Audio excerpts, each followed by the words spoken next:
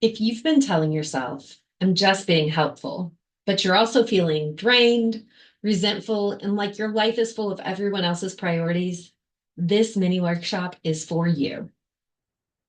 At the end, I'll help you pick one boundary rep to practice this week so you don't leave motivated but unsure what to do next. Today, we're talking about people pleasing, the quiet habit that can look like kindness on the outside, while it slowly steals your time, energy, and joy on the inside. If you're a high capacity professional or a helper, this pattern gets rewarded until it burns you out. Before we start, type work, home, or both. Where does people pleasing show up for you most? I'm Christina, and I help overwhelmed, high capacity professionals stop people pleasing and set boundaries without guilt. In the next 10 to 15 minutes, you'll learn a simple definition of what people pleasing looks like without shame, the hidden cost, especially for busy professionals, and why saying no can feel physically hard. And finally, 3 practical boundary reps you can start this week. If you want a clear starting point after this video, my free What's Stealing Your Joy self-assessment is linked in the description. Okay, let's make this simple. People pleasing isn't just being nice. It's the habit of prioritizing other people's comfort, approval, or expectations over your own needs, even when it costs you. A lot of people pleasers don't call it people pleasing. They call it, I'm just being helpful. It's faster if I do it. I don't want to make it awkward. I should be able to handle this. And because it often gets rewarded, praise, trust, being seen as reliable, it can take a long time to notice the trade-off. Which sentence do you find yourself thinking the most when you justify your people pleasing? Here's where people pleasing gets sneaky. Even if you don't label it, the cost still shows up. At work, it can look like responding quickly so you don't seem unhelpful. Taking on extra work because you're capable and people know it. Saying yes in the moment, then feeling resentful later. Avoiding feedback or boundaries because it feels mean.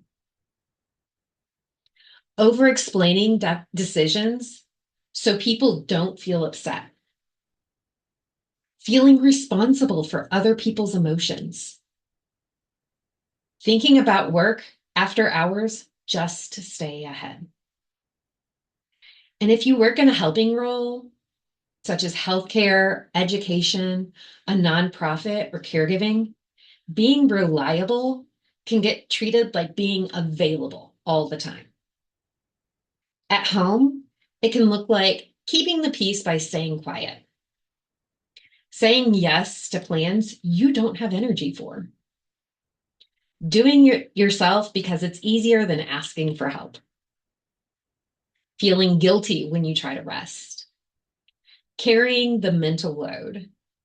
Not being able to name your own priorities because you're always reacting. And the cost isn't just time. You lose mental space, emotional energy, the ability to hear your own preferences and needs, and the feeling of being in your life instead of managing everyone else's. Where do you feel the cost the most? Your energy, your mood, your relationships, or your time? If you've ever thought, I know I should set a boundary, so why can't I? This is often a nervous system and identity issue, not a logic issue. Even if you know you should say no, your body may be treating no like danger. Fear of conflict, fear of rejection, fear of being seen as selfish or not enough. And if your identity has been built around being helpful, reliable, and easy to work with, changing that pattern can feel like risking relationships or your reputation. So we're not going to aim for one big dramatic boundary. We're going to aim for small discomfort reps. When you imagine saying no, what shows up first? Is it fear, guilt, or anxiety? Let me share a quick composite story. This is not a real client, but it's a very real pattern. Rachel was respected at work and known as the person who could always be counted on. At work, she said yes to last-minute requests, fixed problems before anyone else asked, joined meetings she didn't necessarily need to be in, answered messages so quickly no one could possibly be disappointed. And at home, she carried the mental load, kept the peace, handled the logistics for the family, said yes to plans even when she was exhausted. On paper, she looked successful. In real life, she felt resentful, depleted, and disconnected from her own goals. Her turning point wasn't a new productivity system. It was realizing my yes is costing me my life. If your yes has been costing you something lately, what is it? You don't need a personality transplant. The goal isn't to stop being kind. The goal is to help on purpose, not out of pressure. Rep 1, the pause phrase. It's going to help you buy some time. People pleasing often happens in real time, before you've checked in with yourself. So try one of these pause phrases. Let me check my calendar and I'll get back with you. I need to think about what I can realistically take on right now. Can I respond by the end of day? Pick one phrase. Say it out loud right now. If you felt uncomfortable, that's one discomfort rep. Rep 2, the clean no in one sentence. People pleasers often over-explain. A clean no is a short, respectful, and doesn't invite negotiation. Some examples: I can't take that on right now. That won't work for me. Not available, but I hope it goes well. And if you want to offer an alternative, make it specific. I can't do that this week, but I could take a look at it on Tuesday. So I want you to practice. A work version is, I can't take that on right now. A home version might be, that won't work for me. Notice what your body does when you say it. Do you get a tight chest, racing thoughts, an urge to explain? There's yet another comfort rep. You're building this discomfort muscle and making it more natural. Rep 3, yes rules, AKA decision filters. When you don't have rules, every request becomes a debate. So pick 2 to 3 simple yes rules, like I only say yes if it supports my top 3 priorities this month. I don't commit in real time.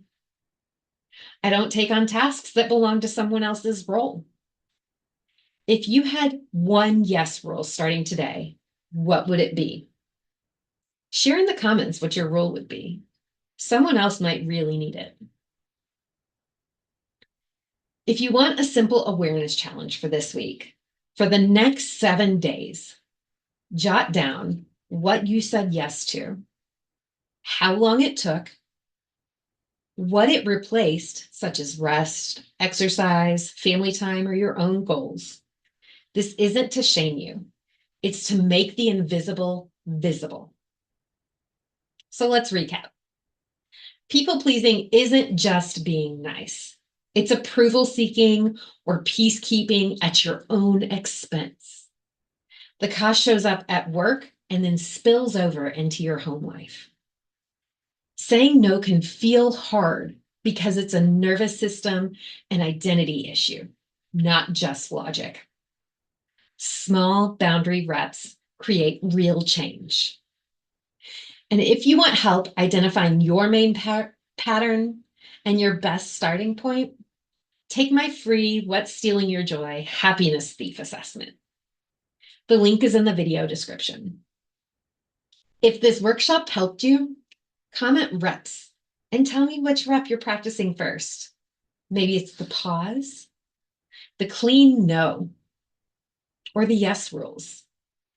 And share this video with someone in your life that needs to hear this message.